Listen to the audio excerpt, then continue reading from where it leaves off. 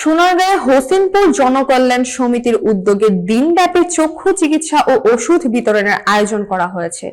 সোনারগাঁ প্রতিনিধি সজীব হোসেন জানান, শনিবার সকাল থেকে সন্ধ্যা পর্যন্ত চলা এই কর্মসূচিতে প্রধান অতিথি হিসেবে উপস্থিত ছিলেন এফবিসিসিআই এর সাবেক ভারপ্রাপ্ত সভাপতি ও পরিচালক আলহাজ মোহাম্মদ বজলুর রহমান সিআইপি, চেলারচর জামে মসজিদের সভাপতি আলহাজ আব্দুল হাইয়ের সভাপতিত্বে অনুষ্ঠানে সমিতির সহ-সভাপতি কবির হোসেন ভুইয়া, সহসভাপতি আলী আহমদ, মুক্তার হোসেন, সাধারণ সম্পাদক আব্দুল আওয়াল ও কোষাধ্যক্ষ মোহাম্মদ রূপচান সহ অন্যান্য নেতৃবৃন্দ উপস্থিত ছিলেন। এছাড়া সমিতির কার্যনির্বাহী সদস্য ও এলাকার গণ্যমান্য ব্যক্তিবর্গ অনুষ্ঠানে অংশগ্রহণ করেন।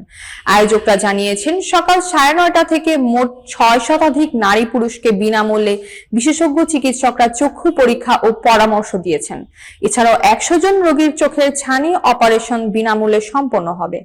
উদ্যোগটির মাধ্যমে এলাকার সাধারণ মানুষ স্বাস্থ্যসেবা পেয়ে স্বস্তি পেয়েছেন। আয়োজকরা জানান, ভবিষ্যতে এ ধরনের সামাজিক কল্যাণমূলক কর্মসূচি নিয়মিতভাবে চালিয়ে যাওয়ার পরিকল্পনা রয়েছে।